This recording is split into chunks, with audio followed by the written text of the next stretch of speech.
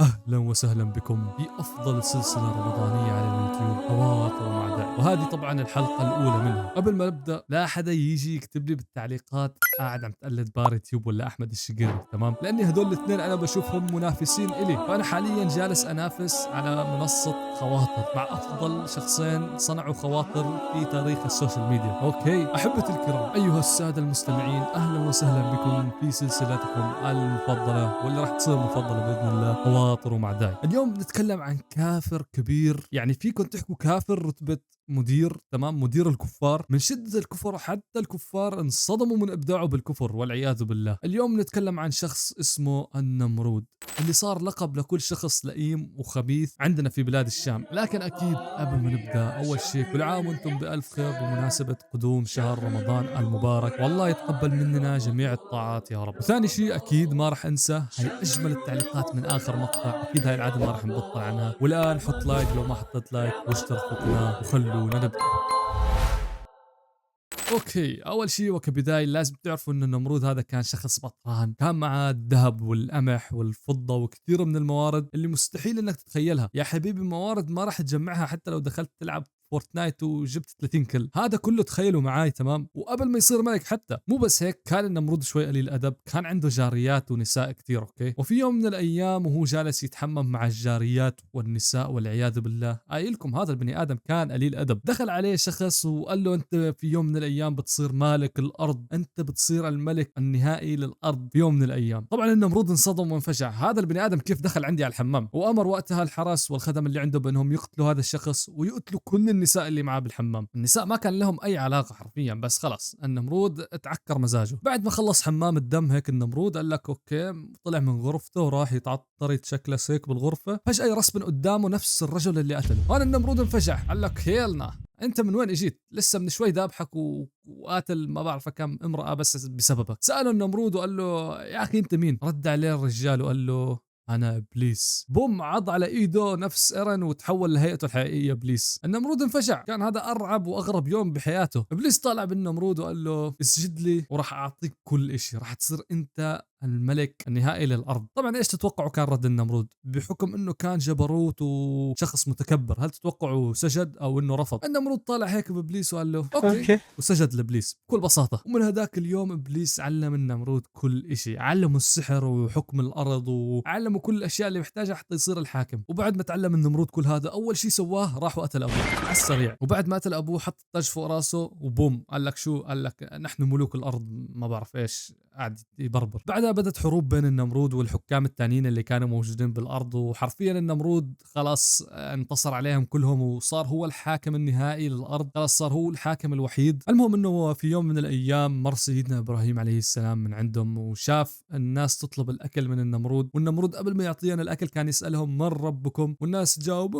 انت ما ادري انت ربي. كانوا اغبياء، اوكي، ما كان عندهم الايمان الصحيح، ممكن او ممكن انهم كانوا فعلا كفار وما بيامنوا برب العالمين. المهم بعد ما سالهم كلهم وصل عند سيدنا ابراهيم وساله وحكى له من ربك. رد عليه سيدنا ابراهيم عليه السلام وقال ربي من يحيي ويميت. النمرود انفجع للمره المليون ورد عليه لسيدنا ابراهيم وقال له انا احيي واميت. جاب اثنين، قتل واحد وخلى واحد عايش. هنا سيدنا ابراهيم رد عليه وقال له هيا احيي اللي قتلته، وانت تحيي وتميت؟ يلا يا الغبي احيي اللي قتلته. النمرود انصدم وانفجع احبتي في الله. قال النمرود لسيدنا ابراهيم وماذا يفعل ربك؟ رد عليه سيدنا ابراهيم عليه السلام وقال ربي ياتي بالشمس من المشرق فاتي بها من المغرب. النمرود انصدم للمره تريليون وتحشر، وبعد ما انحشر وتفشل قدام كل الناس قرر انه يعاقب سيدنا ابراهيم وقال له انت روح ما في لك اكل اليوم. ولكن سيدنا ابراهيم كان معاه رب العالمين، لانه لما رجع على البيت لقى اجود واطيب والذ انواع الطعام عنده بالبيت على الطاوله، وعرف يومها سيدنا ابراهيم انه هذا من عند ربي. وسيدنا ابراهيم عليه السلام كان ذكي، كان فطين هيك الفطانه، يعني ما شاء الله تبارك الله، كان جدا ذكي، لانه راح بيوم من الايام لعند مكان كان فيه الاصنام. اوكي، كان في كثير اصنام، وشاف اكبر صنم فيهم وخلاه وكسر كل الاصنام الثانيه. طبعا الكفار انفجعوا، اجوا لعند مكان الاصنام، ها مين اللي كسر الهتنا؟ من الذي كسر الاصنام؟ رد عليهم سيدنا ابراهيم اللي كان هنيك وقال لهم اسالوه، اسالوا الصنم الكبير اللي تركت لكم اياه، مو هو الهتكم؟ خليه يرد عليكم. الكفار انفجروا خلاص،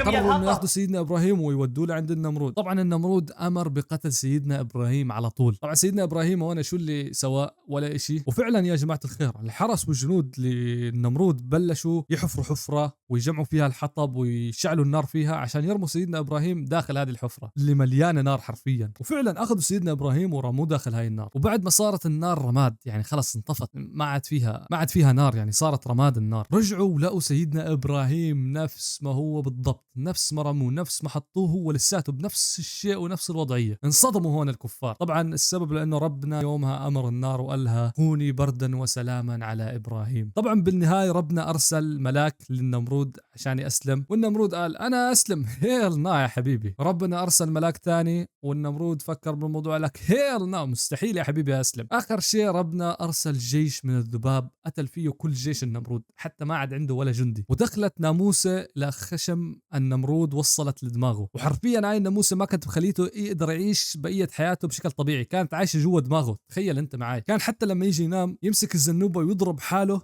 بسبب ازعاج الناموسه اللي داخل دماغه. ما كان يقدر ينام اذا ما ضرب نفسه بالزنوبه كل يوم. يا جماعه الخير سبحان الله، شوفوا معي كيف ناموسه بس ايش فعلت بالجبروت النمرود اللي كان حاكم ومهجد الارض. المهم انه اظن نمرود اكثر من 400 سنه وهو قاعد عم بتعذب بسبب ناموسه الى ان مات اخر شيء. وطبعا المده اللي قضاها هاي كانت نفس مده حكمه، يعني حكم 400 سنه والناموسه او عذبته كمان 400 سنة. ومات النمرود عن طريق ناموسه بعد ما كان يدعي الألوهية وكان مهجد الأرض حرفيا. والحكمة من قصة اليوم، لا تشوف حالك لأقوم أعطيك كف هلا تيجي تحكي لي والله أنا اسكت، لأعطيك كف حبيبي. أوكي واضع وكن كما أنت، لا تكبر الله أكبر. أوكي كان هذا الجزء الأول من خواطر وداي. بتمنى لو عجبكم يعني تشتركوا في القناة، تدعموا هذا المقطع عشان نكمل هذه السلسلة الوحيدة المنافسة لباري وأحمد الشقيري. كان معاكم داي، أحبتي في الله. لا تنسوا تتابعوني على الإنستغرام بالله عليكم. والسلام عليكم ورحمة الله وبركاته. رمضان يا شهر الإحسان، شهر الغفران، رمضان شهر الغفران، رمضان